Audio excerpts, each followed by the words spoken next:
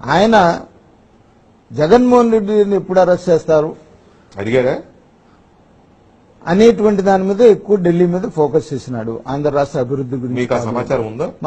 నాకున్న సమాచారం మేరకు దానికి మేము అట్లా కేసుల్లో ఇంటర్ఫీర్ అయ్యేటువంటి సిద్ధాంతం మాకు ఎప్పుడూ లేదు. చట్టం తన పని తను చేసుకుని వెళ్తుంది తప్ప మేము చట్టంలో ఇంటర్ఫీర్ కాము అని మళ్ళీ అడుగుతున్నా. చంద్రబాబు నాయుడు 29 సార్లు వెళ్ళాను 29 సార్లు వెళ్ళిన ఢిల్లీ అంటున్నారు కదా, 29 సార్లు జగన్మోహన్ రెడ్డిని ఎప్పుడు అరెస్ట్ చేస్తారనే డిమాండ్ మీద వెళ్ళారా? ఎక్కువ సార్లు. ఓకే, ఎక్కువ సార్లు.